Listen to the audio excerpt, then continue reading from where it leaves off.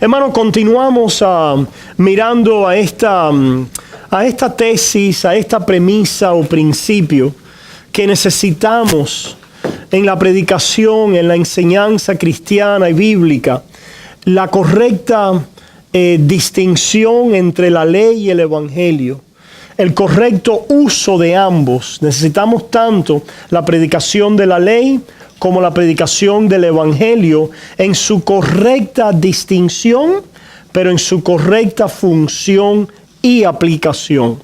Eso es lo que hemos estado tratando de ver, y hemos visto algunas cosas ya. La semana pasada nosotros mencionamos algunas cosas, vamos a repetirlas para entonces caer en el estudio de hoy. La semana pasada vimos, número 1, que la ley revela el carácter y la voluntad santa y justa de Dios. La ley revela el carácter, la voluntad santa, justa de Dios, y al revelar eso, la ley entonces acusa, enjuicia y condena al pecador.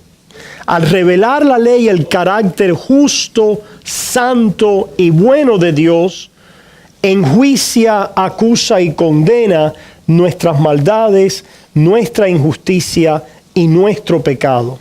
Eso es un uso primordial, ¿verdad? Fundamental de la ley. El evangelio, en la otra cara y en la correcta distinción de la ley, pero en su propia función, cuando la ley hace esta obra de revelar el carácter justo, bueno, santo de Dios, que acusa, condena y enjuicia nuestro pecado, el evangelio entonces viene para declararnos a Cristo y en Él entonces justificarnos y darnos una identidad de santidad, de justicia en Cristo Jesús, y a través de Él una nueva vida. La ley que expone, enjuicia y condena nuestro pecado, el evangelio viene entonces a declarar perdón, justificación y novedad de vida. Estas dos cosas son dos caras de una misma moneda, ¿verdad? Necesitamos ser enjuiciados, acusados y condenados para entonces clamar y buscar el perdón, la justificación y la nueva vida en Cristo Jesús. Dijimos entonces también que por la ley viene el conocimiento del pecado, pero por el evangelio viene el conocimiento de la gracia de Dios. Que por la ley viene el conocimiento de la abundancia del pecado, pero por el evangelio viene la abundancia o la superabundancia de su gracia. Que por la ley conocemos la muerte del pecado, pero por el evangelio venimos a conocer la vida del regalo de la gracia de Dios en Cristo Jesús. Venimos entonces a mirar hoy otro aspecto que la ley revela, que es la raíz, ¿verdad? La manifestación de raíz del pecado. O queremos utilizar la ilustración que utilizamos también con el grupo en inglés, que hay una base del pecado de donde sale todo tipo de pecado. Algo así como una base espacial. Vamos a ver, no sé cuántos de ustedes han visto en esas películas del espacio, que hay una gran nave espacial grande, que es como la nave madre. La nave madre del espacio, y de pronto ustedes ven que salen todos estos pequeños avioncitos o navecitas o coheticos. Pero piensen en esa gran nave madre que está constantemente tratando de desembarcar ¿verdad? Y hacer que puedan despegar otras naves, ¿verdad? Hay una base que es la base o la madre de pecado, de donde salen todas las obras de la carne. ¿Ok? La ley revela eso. Vayamos a Romanos capítulo 7, versículo 5. Dice así en Romanos 7, versículo 5. Porque mientras estábamos en la carne, las pasiones pecaminosas que eran por la ley, obraban en nuestros miembros llevando fruto para muerte. Lo que quiero que se den cuenta ahí es lo siguiente: mientras estábamos en la carne, las pasiones pecaminosas. La base, la madre espacial, la madre, el buque madre de todo pecado lleva el nombre de pasiones pecaminosas, deseos pecaminosos. De esas pasiones o deseos pecaminosos, que es el buque madre de todo pecado, salen, desembarcan y despegan todo el resto de pecados específicos, de obras de la carne. Salen de lo que la Biblia llama los deseos pecaminosos, que también lleva otros nombres. En la Biblia también se refiere a esto con diferentes nombres, pero este es el que vemos en este pasaje en particular. Mientras estábamos en la carne, las pasiones pecaminosas que eran por la ley, después vamos a ver qué quiere decir eso, obraban en nuestros miembros llevando fruto para muerte. Veamos entonces, hermanos, cómo es que la ley revela estas pasiones pecaminosas. Allí en el versículo, vayamos al versículo 7, nos dice lo siguiente. ¿Qué diremos pues? ¿La ley es pecado? En ninguna manera. Pero yo no conocí el pecado sino por la ley, porque tampoco conociera la codicia si la ley no dijera, no codiciarás. Se fijan, cuando Pablo quiere hablar acerca de cómo a través de la ley él conoció el pecado, utiliza, ¿qué mandamiento es este? El 10º mandamiento: no codiciarás. No codiciarás la casa de tu prójimo, la esposa de tu prójimo, el buey de tu prójimo, la propiedad de tu prójimo. ¿Qué está diciendo? No desearás, no codiciarás. La codicia es precisamente otra palabra para decir deseo o pasión pecaminosa. El deseo o la pasión pecaminosa es igual a codicia, que es otra de las palabras que la Biblia usa. También usa otra palabra en otras versiones, en otros pasajes quizás, que es la concupiscencia. Concupiscencia, codicia, pasiones pecaminosas, todo, ¿verdad?, se refiere a lo mismo. La ley revela la profundidad de nuestro pecado, que va no solamente a acciones, palabras y pensamientos, sino va a deseos, a codicias, a concupiscencia, las cuales llevamos en nuestros miembros y experimentamos. Pablo dice que él no conoció el pecado si no fuera por la ley, y ahora Pablo pudiera haber dicho, y yo conocí el pecado cuando la ley dijo, no matarás, o no robarás, o no mentirás. Pero Pablo no dice eso. ¿Por qué? Interesantemente, Pablo pensaba antes de su conversión, Filipenses capítulo 3, que él, conforme a la ley, era irreprensible. Saulo de Tarso, antes de su conversión, fariseo de fariseos, él se miraba en la ley, decía, yo soy irreprensible. Pero Pablo, está el testimonio de Pablo aquí. Pablo está diciendo, cuando la ley vino, no que la ley no estuviera, ya estaba, pero cuando el Espíritu Santo, ¿verdad?, lo capturó con el testimonio de la ley, lo hizo dándole a Pablo la conciencia de lo que quería decir el 10º mandamiento. Que el 10º mandamiento no solo le prohibía a Pablo, no solo condenaba a Saulo por no matar, no robar o no mentir, sino lo condenaba por el deseo de matar, el deseo de robar o el deseo de mentir. Eso es lo que el 10º mandamiento condena, enjuicia y acusa. Fíjense, no desearás la casa de tu prójimo. No solo que no te la robes, sino que no desees robártela. no desearás la mujer de tu prójimo. No solo que no te la lleves a la cama, sino que no desees llevártela. Esa es la codicia. ¿Se fijan? No solo que no robes, sino que no desees robar. No solo, ¿verdad?, que no vengas y circules un chisme acerca del prójimo para hacerlo caer y tomar tú la reputación o la posición de él, sino que no desees que esa persona caiga con envidia, que no tengas sentimientos negativos y de destrucción hacia tal persona. ¿Se fijan? Pablo está diciendo, cuando yo ese 10º mandamiento condenó no solo acciones externas, ¿verdad?, sino condenó el deseo, la inclinación, la pasión hacia tal acción, ahí entonces yo me di cuenta que Pablo no era irreprensible bajo la ley, sino que Pablo era culpable bajo la ley que decía no codiciarás. ¿Qué vemos entonces con la ley?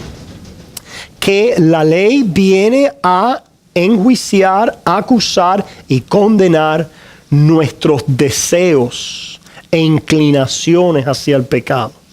No solamente las acciones pecaminosas. Por eso es que dice David, en pecado me concibió mi madre. Porque cuando nosotros somos concebidos, antes de nacer, en la concepción, allí una criatura humana es concebida que trae la raíz del pecado, que trae el buque madre del pecado. ¿Qué cosa es? La concupiscencia, la corrupción de deseos pecaminosos que en algún momento en el desarrollo de esa criatura va a comenzar a tirar barquitos, naves, aviones. Los va a empezar a tirar hacia afuera. ¿De dónde salen esas naves, esos aviones, esos barquitos? De la corrupción de los deseos pecaminosos con los cuales nacemos, que la Biblia también, gracias, se refiere a esa corrupción como la carne. La carne, la concupiscencia, ¿verdad? Los deseos pecaminosos. Diferentes términos que utiliza la Biblia para referirse a este buque madre de pecado que es condenado por el 10º mandamiento. Que son frutos, pero frutos para muerte. Ciertamente de ese buque naval salen frutos para muerte. ¿Por qué salen frutos para muerte? Porque el buque naval en sí es muerte. La corrupción de nuestra carne es el estado de muerte, pero produce frutos también para muerte y de muerte. Toda carne nace en este estado de corrupción, en este estado de depravación radical, depravación total, como querramos llamarle. No quiere decir que vamos a hacer todo lo malo que podamos ser, pero lo que quiere decir es que toda persona expresa esta maldad de diferentes maneras porque la lleva en sus miembros, en estos deseos e inclinaciones al mal. ¿Ok? Esto lo vemos también, hermanos, lo vemos en otro pasaje, lo vemos también en Santiago. Si nosotros vamos a Santiago, nosotros escuchamos la misma idea. En Santiago capítulo 1, nosotros escuchamos ahí, versículo 14. Santiago 1, versículo 14 dice, sino que cada uno es tentado cuando de su propia concupiscencia, ¿se fijan? Esos son los deseos pecaminosos. La tentación, dice, haya en nosotros un vaso con la cual la tentación enseguida encuentra un resonar. Enseguida la tentación hace un eco en nosotros porque somos atraídos por los deseos pecaminosos. La tentación viene, el diablo nos presenta tentaciones, el mundo, etc. Pero nosotros en nuestra corrupción sentimos la atracción hacia ella. Somos seducidos en esos deseos pecaminosos, en estas tentaciones. Experimentamos esta corrupción. Ahora, lo que quiero es que puedan ver que esta es el buque madre. El buque madre, ¿verdad? O vamos a decir una madre, concibe a una criatura en el vientre. Y en algún momento, ¿verdad? La pare. Bueno, nuestra concupiscencia, los deseos pecaminosos o la carne, esa corrupción con la cual nacemos y vivimos, constantemente está por la tentación y por la naturaleza de esta carne concibiendo proyectos malvados y pecaminosos. Y cuando nosotros, ¿verdad?, seguimos los designios de esa carne y de esa corrupción, parimos, nuestra carne pare un pecado en específico. ¿Ok? Un ejemplo, ¿verdad? Un ejemplo, vamos a decir, el rey David.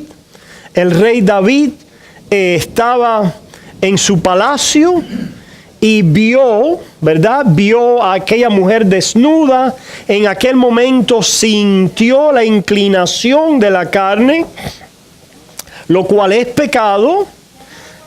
Pero no solamente sintió la inclinación de la carne, sino que allí concibió el pecado en su mente. Y esto lo tratamos de disectar. Se dice disectar, ¿verdad? De separar de una manera que no necesariamente sucede así tan separado, pero para poder distinguirlo y hablar al respecto. Porque estas cosas pasan ¿cómo? Allí en momentos, en un instante de segundo. El deseo, la inclinación al pecado, ¿verdad? Y el pensamiento que enseguida voltea y concibe un pecado en específico. Allí David deseó e imaginó, ¿verdad?, aquella actividad ilícita sexual con aquella mujer y concibió, parió un pecado, una navecita que salió ¿de dónde? Del buque madre. Se fijan entonces que tenemos el buque madre, que es nuestras pasiones pecaminosas, nuestra concupiscencia prohibida por el 10º mandamiento, pero también están los pecados específicos de los otros mandamientos, ¿verdad? Que también son pecados concebidos va por el buque madre de nuestra carne. ¿Estamos ahí? Si ustedes se fijan, hermanos, estas cosas, así como dice entonces Santiago, cada uno es tentado cuando en su propia concupiscencia es atraído y seducido. 15, versículo 15. Entonces la concupiscencia, después que ha concebido, da a luz el pecado. Un pecado específico, ¿verdad? Un pecado particular. Siendo consumado, da a luz la muerte. Todo pecado que sea concebido produce muerte. ¿Qué quiere decir eso, hermano? El pecado concebido nos rompe la comunión con Dios y rompe la comunión y la amistad con el prójimo. Todo pecado, la muerte es eso. La muerte es pérdida de comunión. Nos separa de Dios y nos separa del prójimo. El estado de corrupción es un estado de muerte. Porque esa corrupción, ¿verdad? Cuando estamos separados de Cristo, ¿verdad? Estamos en ese estado de corrupción, condenados por Dios, separados de Dios, y esa corrupción produce todo tipo de obra en contra del prójimo, ¿verdad? Y por supuesto, entonces, esos pecados que produce ese buque madre son pecados específicos, condenados también y enjuiciados por otros mandamientos de la ley. El 10º enjuicia y condena el buque madre. Y todos los demás enjuician y condenan pecados específicos. Porque vamos a ver entonces que esa carne es un olor apestoso. Ciertamente, hiede ya, ¿eh? como diría, ¿verdad? Déjame seguir explicar y tocar ese punto, porque creo que va a dar respuesta. Y lo vamos a ver ahora, porque para poder entender lo que es la gracia, necesitamos entender lo que la ley condena y la condición del pecador. El pecador no solamente apesta porque realiza pecados específicos, sino apesta porque vive en una condición de corrupción que son los deseos de la carne. Todo esto condenado y enjuiciado bajo la ley de Dios. Bajo la ley de Dios. So, vemos entonces que la ley nos revela estos asuntos de nuestra condición. Pablo dice, yo pensaba que yo estaba bien, irreprensible, cuando era Saulo de Tarso, hasta que el 10º mandamiento me dijo, Saulo, no solamente no matarás, sino que no desearás matar. Pablo, no solamente no adulterarás, sino que no desearás adulterar.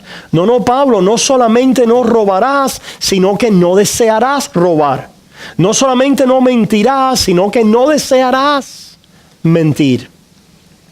¿Se fijan? Cuando el Espíritu Santo trajo ese martillo de la ley, porque esto revela la perfección de Dios, el carácter perfecto, santo y justo de Dios, que enjuicia nuestra condición caída en nuestra cabeza representativa, que es el primer Adán.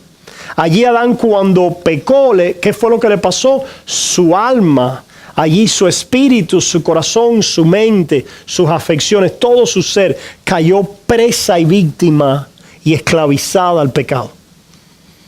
Y la ley revela la profundidad de esa esclavitud, ese enraizamiento del pecado, no solamente en acciones o en palabras, sino en los deseos e inclinaciones de nuestro corazón, ¿verdad? ¿Cuál es la respuesta a eso? Ahora, pregunta, hermanos, en esta vida llegará el momento donde nosotros ya no más vamos a tener deseos pecaminosos. ¿Llegaremos en esta vida en esta vida? No.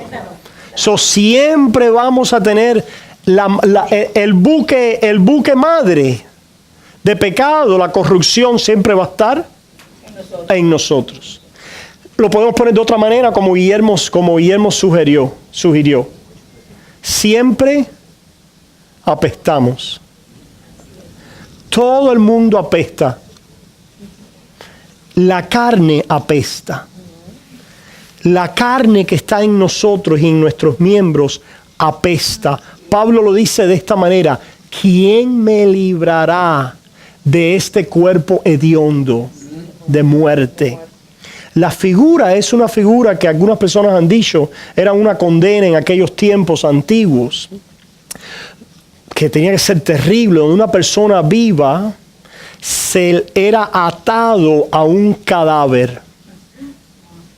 Y esa persona eventualmente moría cuando este cadáver al que era atado, en una gradual descomposición, infestaba y mataba al cuerpo vivo.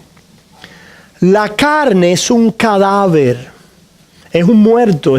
El hombre natural en la carne lleva ese muerto. Ese es ese muerto. En el cristiano hay una nueva vida, pero el muerto deja de estar ahí. No, el muerto continúa estando ahí. Y la ley revela el muerto que llevamos. No solo es físico, es espiritual, y es mental, y es intelectual. Es todo aquello que se revele contra la ley de Dios, que sea contrario. Es toda falta de conformidad a la ley de Dios es pecado, es conforme a la carne, al hombre primero adámico, al hombre antiguo.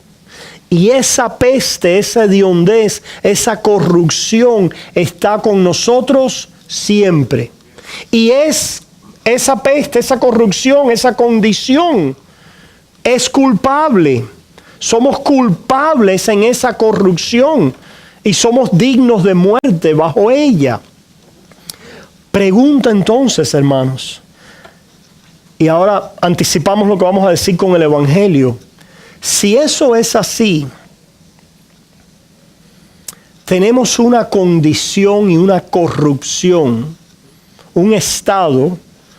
Por eso decimos que el pecado no es solo una acción, sino el pecado es una condición en la cual vivimos. El pecado no es solo las acciones pecaminosas que cometemos, eso es pecado, pero el pecado es esa condición corrupta, pestilente, que vivimos, que tenemos, que llevamos con nosotros. Si esa condición durante toda nuestra vida aquí siempre está ahí, ¿cómo es que podemos ser salvos? ¿Cómo es que el pecador puede ser salvo? Gracias a la misericordia del Señor, que murió por nosotros, los pecadores y pecaminosos. Ciertamente, lo cual entonces nos enseña la raíz o la esencia de nuestra salvación o del Evangelio. Que el Evangelio y la gracia, la salvación, no es primero transformación. La salvación no es que Dios elimina nuestra carne o la quita. No es que Dios va transformando nuestra carne, va quitando y disminuyendo la peste hasta que llegue el momento que Dios dice, ya huele bien, ahora puede ser salvo. ¿Se fijan? Si la salvación fuera transformación en obediencia a la ley, tuviéramos que ir dejando de matar, de robar, de mentir, de adulterar y dejar de desear estas cosas, y poco a poco Dios diría, ya huele bien. Pero esta condición nunca cambia.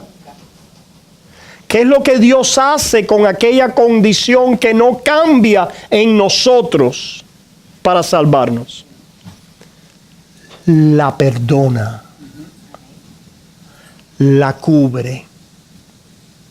Por lo tanto, la salvación en su esencia no es transformación, es cobertura, es expiación, es perdón. Y toda viento de doctrina que tenga en su esencia transformación, que suena muy bien y muy piadoso, se desvía del verdadero evangelio.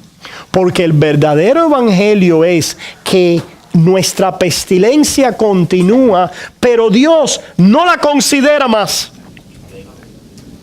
La pone bien lejos de sus ojos, poniendo un sustituto que huele bien como nuestra cobertura. ¿Quién es? Cristo Jesús. Esa es el cristianismo.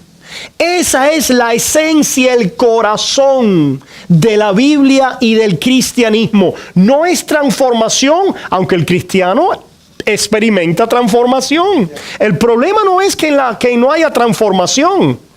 El problema es hacer de la transformación el eje, la esencia, el centro, la definición del cristianismo y de la salvación.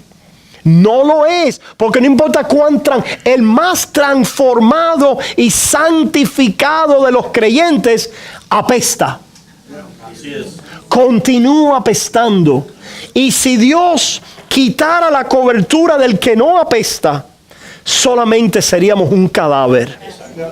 Porque continuamos con los deseos y con la corrupción de la carne. Y continuamos pecando también, tirando los barquitos y las naves de pecado que salen de ese buque de nuestros deseos pecaminosos. Pero lo que Dios hace, por eso es que el centro del evangelio es sustitución.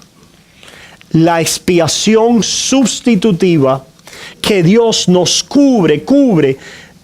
Tan lejos como está el oriente del occidente, he hecho alejar de vosotros vuestros pecados, y he puesto delante de mí a mi diestra aquel hombre, aquel que se hizo carne a vuestro favor. Y cuando lo miro a él, lo huelo. Digo, qué rico huele Cristo. Qué rico huele el segundo y último Adán. Qué hermoso es, qué bello es. Lo veo y lo veo intachable, irreprensible, santo, sin mancha, el Cordero de Dios. Cuando vivimos en la fe de Cristo, esa es nuestra cobertura.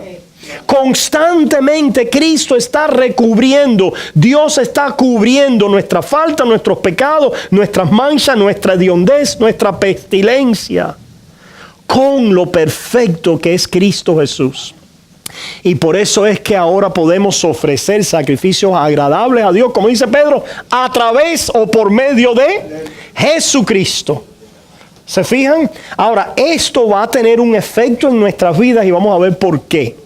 Vamos a ver por qué, ¿verdad? En otras palabras, de esto que es la esencia y el eje de la rueda del Evangelio, va a haber transformación y frutos del Espíritu. Pero vamos a ver por qué es que sucede, ¿verdad? El poder de la gracia. El poder de la gracia. La ley revela el eje, vamos a decir, del pecado, el buque madre del pecado, que es la carne, la concupiscencia, los deseos pecaminosos. El Evangelio revela el eje o el buque madre de la santidad, que es el perdón, la declaración de justificación por parte de Dios. Y ese es el poder de la gracia de Dios. Está bien. A ver, adelante. El poder de la gracia de Dios. Quiero como que la carne como que es lo material. No, ahí es donde está el problema, Guille. La carne no es lo material. Gracias. La carne no es lo material. La carne es un término bíblico para referirse no solo a lo material, sino a lo material, a lo espiritual, a lo afectivo, a la voluntad, a lo intelecto. En otras palabras, la carne hace referencia en su totalidad al hombre adámico total. En otras palabras, carne es igual al hombre antiguo que no es, que apesta. Muerto, que es contrario a la ley de Dios. Esa es la carne. Okay, se fija entonces, porque eso es muy bueno, porque los gnósticos y algunas filosofías griegas pensaban que solo la parte de la carne era mala. Inclusive Agustín, que es uno de los, ¿verdad?, de los padres primeros de la iglesia, él también tenía la idea, influenciado por ciertas teorías griegas de Platón, el platonismo, etcétera, que el hombre tiene una capacidad alta, que es su intelecto, pero que el hombre está dividido en capacidades altas, su intelecto, y capacidades bajas, que son las afecciones, las emociones, etcétera. Y que si el hombre es capaz de, aquí en el intelecto, darse cuenta de lo que es correcto, entonces pudiera comenzar a mejorar en otras áreas. Pero no es así. El hombre entero, en toda su totalidad, intelecto, emociones, afecciones y voluntad, está corrompido. Y necesita una cobertura o un sustituto. ¿Por qué? ¿Por qué? Porque recuerden, ese hombre entero está corrompido y no va a poder cambiar para entrar al reino de Dios, sino va a necesitar un sustituto. Es decir, la vida cristiana no es un cambio, sino es una sustitución. Este es el corrupto delante de Dios. ¿Por qué sabemos que está corrupto? Bajo la ley. La ley lo declara en corrupción, culpable y muerto. Necesitamos a alguien que sustituya, que Dios mire bajo la ley y diga, este no está corrupto, este está vivo, este es santo, este es justo, a favor de los pecadores.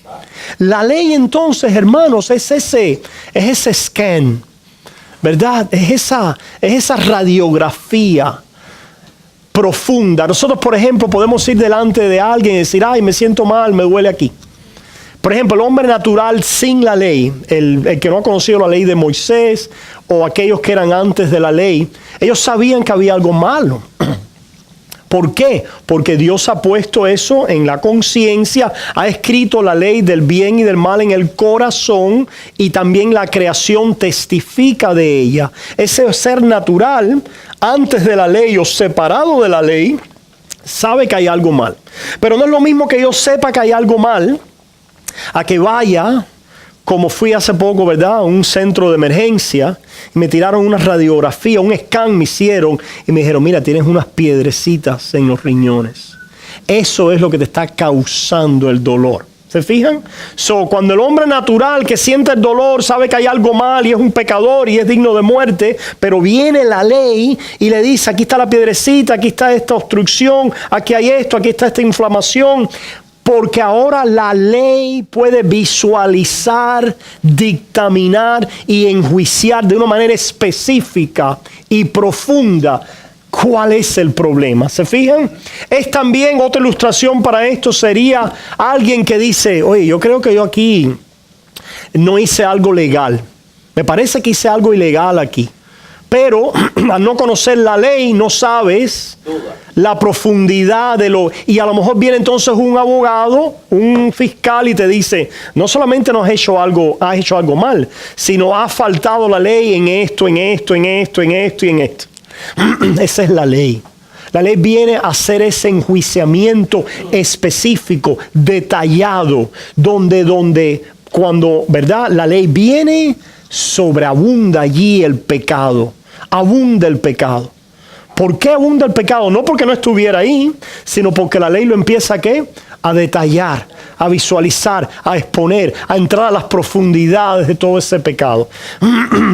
Vamos a ver entonces, hermanos, qué pasa a ese hombre natural en esa situación cuando viene la ley. Miren qué interesante ahora, porque lo que queremos decir en contraste a la ley es que el Evangelio revela y trae el poder de la gracia de Dios. La raíz de esa gracia de Dios, ¿en qué consiste? Venimos entonces en el mismo Romanos capítulo 7, ahí en el 4 dice, así también vosotros, hermanos míos, habéis muerto a la ley mediante el cuerpo de Cristo para que seáis de otro, del que resucitó de los muertos, a fin de que llevemos frutos para Dios. Frutos para Dios, ¿verdad? Dice, así también vosotros, hermanos míos, habéis muerto a la ley mediante el cuerpo de Cristo. ¿Qué necesitábamos nosotros cuando Dios nos examinaba en nuestra corrupción? Debíamos morir. Pero Cristo fue puesto en nuestro lugar bajo la ley. Bajo la ley debíamos morir. Pero Cristo fue puesto en nuestro lugar y murió bajo la ley. Para que ahora cuando nosotros escuchemos la ley, ciertamente podamos decir, ese hombre pecaminoso ya murió, porque Cristo murió a la ley. Ahora, ¿qué sucede con eso, hermano? Dice que cuando eso sucede así, podemos llevar frutos para Dios. ¿Por qué? Leamos el versículo 5 que lo explica. Dice, porque mientras estábamos en la carne, ¿qué quiere decir estar en la carne? Estar separado de Cristo. Ahora, podemos ahora decir algo más. El estar en la carne es estar separado de Cristo y es el estar muerto en nuestra corrupción porque estamos bajo la ley. Podemos ver dos referencias al estar en la carne. Una, en cuanto a nosotros, el estar en la carne quiere decir estar separado de Cristo en nuestros deseos pecaminosos. Pero estar en la carne también implica que estamos bajo la ley que condena esos deseos pecaminosos y esa corrupción que radica y vive en nosotros. ¿Qué pasa cuando estamos en la carne? Que quiere decir con nuestros deseos pecaminosos, separados de Cristo, condenados bajo la ley. ¿Qué dice Pablo aquí? Mientras estábamos en la carne, las pasiones pecaminosas que eran por la ley. ¿Se fijan? Qué interesante. Las pasiones pecaminosas que eran por la ley. Los deseos pecaminosos eran alebrestados, exacerbados por estar bajo la ley. Por eso es que la Biblia dice que el poder del pecado es... No. Vamos a 1 Corintios 15. Gracias. 1 Corintios 15 dice... 1 Corintios 15, 56. Dice, 1 Corintios 15, 56. Ya que el aguijón de la muerte es el pecado. Lo que nos mata es el pecado. Pecamos y morimos. Pecamos y morimos. Y el poder del pecado es la ley. ¿Lo leyeron? Y el poder del pecado es la ley. Vamos a tratar de explicar eso. El poder del pecado es la ley. La misma idea en Romanos 7:5. Mientras estábamos en la carne, las pasiones pecaminosas o el poder del pecado que eran por la ley obraban en nuestros miembros, llevando más fruto, y fruto que es muerte, para muerte. ¿Por qué, hermanos? Imagínense, ahora estamos en esta corrupción de nuestra carne. La ley nos está diciendo, hay corrupción aquí, deseo pecaminoso, este y aquello. Y la ley nos dice, a menos que te libres de estos deseos pecaminosos, no puedes tener vida, estás muerto, eres enjuiciado. Esta ley no nos podemos zafar de ella mientras la ley vea en nosotros ¿qué? Deseos pecaminosos. Mientras haya peste, no nos podemos zafar de ella. Cuando queremos librarnos por aquí, nos sigue por aquí, sigues apestando, sigues teniendo peste, sigue habiendo deseos pecaminosos. ¿Qué pasa a la carne bajo la prisión de la ley, que es buena, santa y justa? No hay imperfección en la ley, es perfecta, pero al machacar constantemente nuestras imperfecciones al mínimo detalle, exacerba nuestros pecados. ¿Qué hace el hombre bajo la ley? Lo que hace Adán. ¿Quiere qué? Escaparse de la ley de Dios. Quiere correr de la ley de Dios. Adelante, Teófila. No, que no entendí la explicación esa bien. Voy a seguirla, la voy a seguir machacando, ¿verdad? La ley una vez más dice, no desearás robar, no desearás matar, no desearás mentir. Y cada vez cuando estamos bajo la ley, aquella persona que ve lo que la ley pide, ¿qué es lo que va a hacer? Va a tratar de decir, no, pero yo voy a hacerlo. Y la ley continúa ¿qué? Machacándolo y culpándolo, enjuiciándolo, señalándolo, juzgándolo, condenándolo, right? ¿Qué va a hacer entonces este hombre bajo la ley? ¿Qué quiere hacer? ¿Puede amar a Dios? ¿Va a estar qué? Aterrorizado de ese Dios. Va a temer a ese Dios. No hay el buen sentido de la palabra. Va a estar aterrorizado el Dios delante del cual no puede encontrar ni el más mínimo movimiento porque está maniatado. Es como que te pongan ¿cómo se dice? Un jacket de eso de fuerza que no puedes moverte. Todo movimiento es enjuiciado por un Dios que no ve movimiento bueno. Todo lo ve corrupto, todo lo ve apestando. ¿Te dan cuenta? Ese hombre entonces, bajo esa ley, esa muerte de la ley, queda apresado. Por eso dice, una vez más, Hebreos capítulo 2, aquellos que estaban sujetos a servidumbre al pecado por el temor a la muerte. Por el temor a la muerte. En el Sinaí, recuerdan, en el Sinaí la ley retumbó. Todo lo que había ahí en el monte Sinaí eran las declaraciones y demandas de la ley. ¿Verdad que sí? ¿Y qué hicieron el pueblo? ¿Se sintió motivado a acercarse? No, Moisés, ve tú. Nosotros no podemos acercarnos porque estaban sintiendo, experimentando, conociendo el Dios que estaba tronando en su santidad, en sus demandas perfectas que juzgan hasta el más mínima corrupción de nuestra carne, y hay mucha corrupción. Por lo tanto, ¿qué termina siendo ese hombre debajo de Dios? Lo odia, huye de él, se esconde de él, se justifica de la... Dios lo persigue con su ley y el hombre quiere justificarse. No me enjuicies porque mira esto, porque yo hago esto, porque yo hago aquello. No, pero yo no acepto esto, pero no me sigas matando. Pero no. Y el hombre sigue entonces, ¿qué? Corriendo, justificándose a sí mismo, ¿verdad? No dejando que ese juicio caiga sobre él, odiando a ese Dios, escapándose de ese Dios y tergiversando esta ley para decir yo estoy bien y así aquietar su propia conciencia. Pero todo el tiempo culpable y condenado por esa ley de Dios. Esa acción, Teófila, que hemos descrito, enardece esos deseos pecaminosos.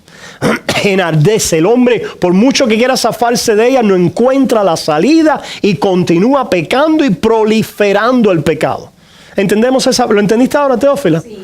Por eso es que... El único que nos libera y nos convierte es el Señor Jesucristo. Ahora vamos allá. Lo que quería es que puedan ver esta parte. Exacto. De estar en la carne. Que estar en la carne, escuchen hermanos, que estar en la carne involucra estos dos aspectos. Al final vamos a tener más respuestas, ¿verdad? Estar en la carne involucra estos dos aspectos. Corrupción en mí y la ley sobre mí que condena. Eso es estar separado de Cristo. Ahora, para nosotros venir ahora a salvación, algo tiene que suceder. Y ya hemos dicho que la corrupción que continúa en nosotros. Va a poder haber una transformación en nuestra vida, pero va a haber una transformación en nuestra vida no para ser salvos, sino porque hemos sido salvos. Y eso se debe al hecho de que Dios quita los deseos pecaminosos de nosotros. ¿Qué es lo que quita? El pecado lo quita de nosotros. No de nosotros. ¿Lo quita de dónde? De sus ojos, de su vista. Pero lo quita porque coge esta ley que nos condena y la quita de arriba de nosotros y pone al Hijo debajo de ella a nuestro lugar. Nos quita de debajo de la ley que nos condena, que nos enjuicia, ¿verdad? Que nos juzga y que nos mata justamente. Es decir, nos quita de debajo de esa ley. Es lo que dice el pasaje. Mira lo que dice ahora el versículo 5. Porque mientras estábamos en la carne, las pasiones pecaminosas que eran por la ley. ¿Se fijan? Cuando ustedes ponen estar en la carne es igual a pasiones pecaminosas en mí con la ley que me condena arriba de mí. Eso es estar en la carne. Dice ahora, obraban en nuestros miembros llevando fruto para muerte. Una vez más, siendo exacerbado bajo las demandas de la ley, la carne corrupta continúa tirando naves y tirando barquitos de específicos pecados, las obras de la carne, ¿verdad? Dice ahora el versículo 6, pero ahora estamos libres del pecado. No dice del pecado, de la ley. Pero ahora en Cristo Jesús estamos libres de la ley por haber muerto para aquella en que estábamos sujetos. Antes estábamos sujetos bajo esta ley, Cristo nos quita a nosotros y se pone Él, y ahora estamos libres de esta ley que nos condenaba, bajo la cual estábamos sujetos, ¿verdad? Estamos libres de esa condenación de la ley. ¿Continúa habiendo corrupción y pecado en nuestras vidas? Sí. Pero ahora al estar libre es por la declaración de ¿qué? De perdón, de justificación. Que Dios, aunque tenemos pecado, nos declara ¿cómo? Justos. santos, perdonados, porque Cristo satisfizo la ley a nuestro lugar. Ahora, ¿quiere decir que vamos a estar sin ley? Que no va a haber en nosotros ninguna transformación, no. Porque lo que pasa ahora, hermanos, que aquel que ya la ley de Dios y su condenación y el peso bajo la corrupción de sus pecados lo condena, al ser quitado, ahora nosotros podemos acercarnos a Dios. Ahora podemos acercarnos a Dios, sí. Porque ya la ley no nos condena. Y ahora Dios, con la gracia de Dios, nos dice ahora, eres mi hijo amado. Constantemente. Eres mi hijo amado. Pero hay pecado en mí, pero eres mi hijo amado. Porque yo envié a Jesucristo a morir por tus pecados. Pero hay deseos pecaminosos en mí, pero estás cubierto con la sangre de Cristo y con la justicia de Cristo. Eres mi hijo amado. Acércate a mí. Me perteneces a mí. Yo te amo. Yo soy tu padre. ¿Se fijan, hermano? Y de esa manera comenzamos a amar a Dios. Y comenzando a amar a Dios, comenzamos a ser librados de esta esclavitud a la carne. Este hombre bajo la ley, que está constantemente acusado, condenado, bajo culpabilidad, bajo vergüenza, en muerte. Aquel que está tratando de autojustificarse y preocupado por su esclavitud allí, tratando de autojustificarse, de recibir en sí mismo, ¿verdad?, la vida en él, tratando de escaparse como Adán, tratando de justificarse aún cuando está en corrupción. Ese hombre puede hacerle bien al prójimo, espiritualmente hablando. Puede tener un fruto de amar al prójimo. No. Ese hombre está atrapado bajo su pecado y todo lo que hace es en respuesta ¿a qué? A esta prisión. Por eso es que, ejemplo, los monjes en la antigüedad se iban para un desierto tratando de librarse de esta corrupción, a ver si podían pararse delante de Dios satisfaciendo la ley. Y allí se tiraban en estas dietas, no comían, se autoflagelaban, se separaban del mundo. ¿Eso podía hacerle de bien al prójimo? No. Y ahora otros que quizás se dedicaban a los leprosos y hacerle bien, porque a ver si haciendo esto yo puedo satisfacer a Dios. ¿Está actuando esa persona desinteresadamente a favor del prójimo? No. Está actuando a favor de su propia preservación. A ver si puedo ganarme el favor de Dios. Sí, hay que hacerle este bien al prójimo, pero para ver si puedo no apestar, preservarme a mí mismo, liberarme a mí mismo. ¿Se fijan? Las obras buenas son las que son de fe. ¿Qué quiere decir? Aquellas que son libres. Aquellas que ya libres de la condenación en respuesta al perdón y a la misericordia de Dios. Ya no está preocupado por su propia preservación. Ya sabe que en Cristo está seguro.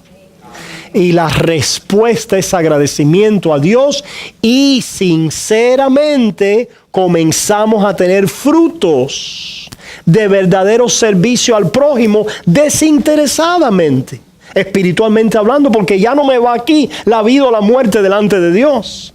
Ya Dios me ha salvado. Ya yo estoy asegurado con Dios, todo lo tengo en Él. ¿Se fijan? Ahora puedo sinceramente invertirme en la vida de mi prójimo. ¿Con qué motivación? ¿Qué motivación tiene el verdadero Hijo de Dios? ¿Qué motivación tiene? ¿Hacerle bien al prójimo? ¿Hacerle bien al prójimo? Esa es la verdadera motivación. Hacerle bien al prójimo porque ya soy libre en Cristo Jesús.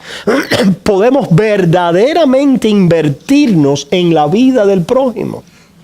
Mientras estamos invertidos en salvar nuestras propias vidas, no estamos invertidos con desinterés propio en la vida del prójimo. ¿Se fijan? Por eso es que dice, nosotros amamos a Dios porque Él nos amó primero. Y el perfecto amor echa fuera el temor, de donde el que teme no ha sido perfeccionado en amor. Porque si yo estoy temiendo y la obra que yo estoy haciendo, la estoy haciendo en temor delante de Dios, en el sentido de para ver si gano el favor de Dios o de alguna manera Dios me acepta o me recibe, no lo estoy haciendo libremente a tu favor. lo estoy haciendo a mi favor. ¿Se fijan? Esta es la libertad que empieza a producir frutos nuevos de vida. Frutos nuevos, libres de fe, gratuito. ¿Continúa habiendo corrupción en nuestras vidas? Sí. ¿Continúa habiendo pecado? Sí. Pero está ya cubierta, está ya perdonada. Y ese hombre antiguo, como vamos a ver después, bajo la ley en Cristo Jesús, ya ha sido condenado. Es constantemente echado a un lado para dar lugar a la conciencia apaciguada. ¿En quién? En Cristo Jesús. Por eso es que dice Hebreos, como vamos a ver, que aquel que traía los sacrificios debajo de la ley no podía perfeccionar su conciencia. No podía perfeccionar al que traía el sacrificio, porque aquel animal no quitaba la conciencia de pecado. No podía cubrir y perdonar el pecado. Pero Cristo Jesús sí. En Cristo Jesús sí se nos dice: todos tus pecados son perdonados. Y en Cristo Jesús se nos dice: como hay un justo delante de Dios y a su diestra, sentado allí, que no apesta, que fue una ofrenda perfecta, así estás tú delante de mis ojos, hijo. Ese es el poder de la gracia de Dios, el poder del perdón, el poder de la declaración de justificación por la gracia gratuita y no provocada por nosotros delante de Dios. El Dios y la misericordia que nos habla ahora. ¿Se fijan? El poder no es una transformación. El poder es el perdón y la declaración de justificación que causa una transformación. Causa una transformación. Pero el poder está en el Espíritu de Dios, que está iluminando el mensaje de la gracia de Dios en Cristo. Hay personas que hablan del poder del Espíritu para transformarme. Eso es verdad, pero te falta algo.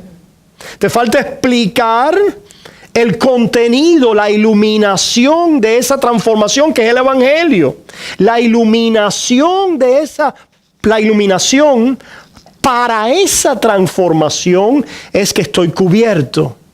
Que mi conciencia oye: aunque apestaste y apestas hoy, delante de mi presencia en Cristo Jesús, preséntate como un hijo, porque ese es quien eres.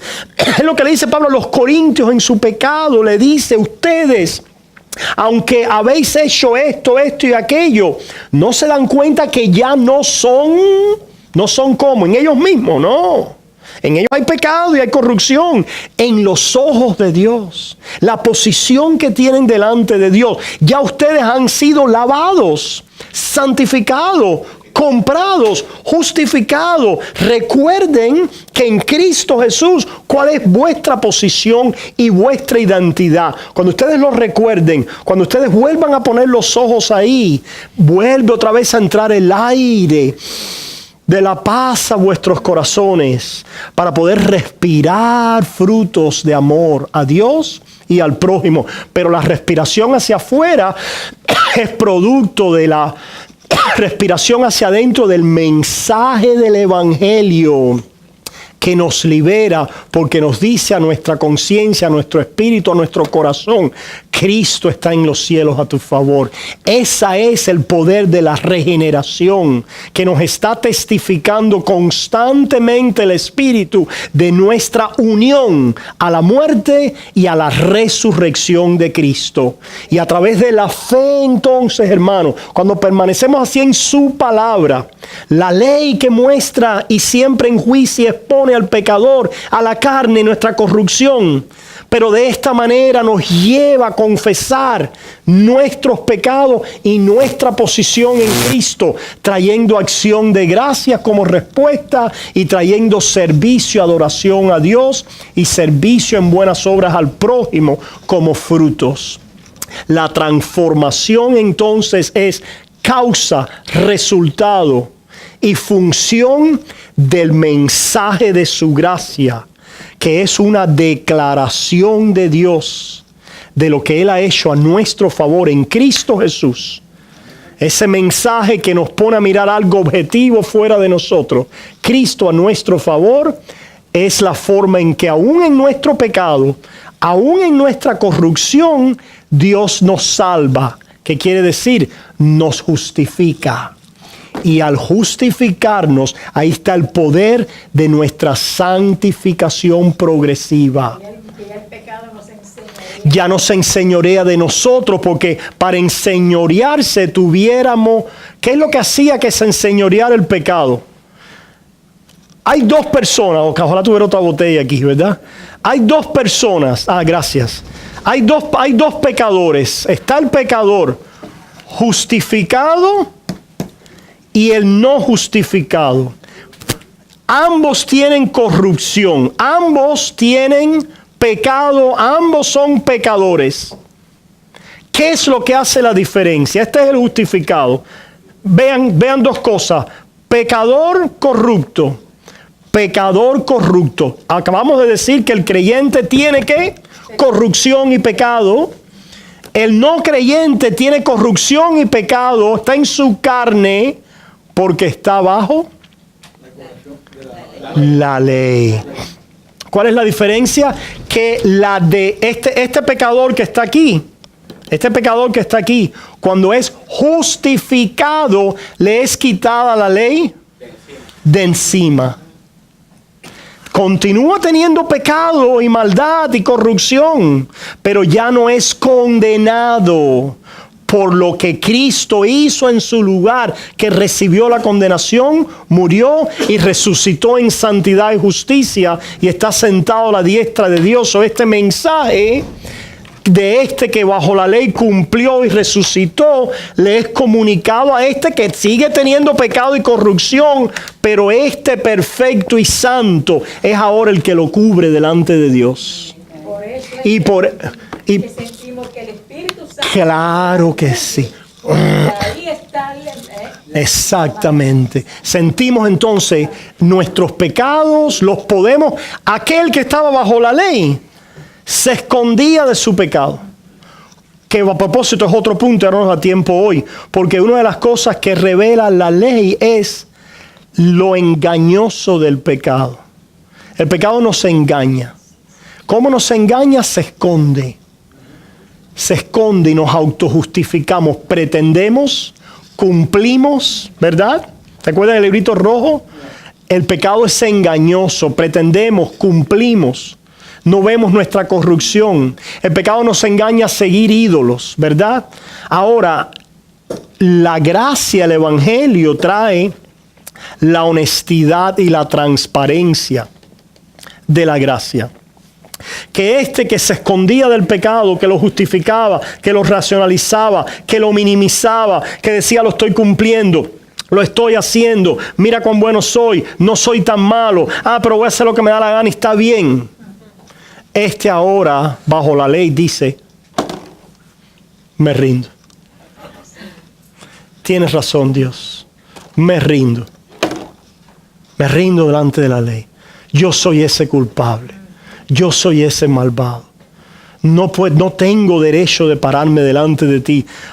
Pero yo miro a aquel que se paró en la cruz debajo de la ley. La cruz lo mató y lo enterró y resucitó y está a la diestra de Dios. Oh Señor, sálvame por él. Y Dios dice, te lo pongo arriba. Te perdono, te cubro, te santifico en Él, en su mensaje, en el poder del Evangelio. Eres justificado, eres mi hijo amado. Estás unido a Cristo. Lo que tiene Cristo, tú lo tienes. Estás sentado a la diestra de Dios. Junto con Jesucristo, estás completo en Él. ¿Se fijan? Eso entonces libera el alma. Para decir gracias, Señor. Para comenzar a servir y amarlo. Para entonces liberarme, para hacerle un bien al prójimo de veras. Por compasión, por misericordia, por empatía. Porque yo soy tan malo como Él y pudiera ser, ¿verdad?, condenado al igual que Él. Pero he sido perdonado. Soy un hijo de Dios. Dios me ha rescatado. Voy a hacerle bien, esto me lo voy a perdonar. No le voy a tener esta ofensa en contra de Él, porque Dios a mí me ha perdonado. No voy a enjuiciarlo y hablar mal de Él, porque cuánto mal se pudiera hablar de mí y Dios lo ha cubierto. ¿Se fijan, hermano? El amor cubre multitud de pecados. Ese es el verdadero fruto del Espíritu en nuestras vidas. Y es lo que dice Pablo aquí. Entonces, ¿qué sucede? Dice el versículo 8, terminamos ahí. Pero ahora estamos libres de la ley por haber muerto para aquella en que estábamos sujetos, de modo que sirvamos bajo el régimen nuevo del Espíritu y no bajo el régimen viejo de la letra. Venimos ahora al versículo 24, al final del capítulo 7. Miserable de mí, exclama Pablo bajo la ley, ¿verdad? ¿Quién me librará de este cuerpo de muerte? Versículo 25, la gracia responde: gracias doy a Dios por Jesucristo. Ahora mire lo que Pablo continúa diciendo, porque somos simultáneamente justos y también ¿qué? Pecadores.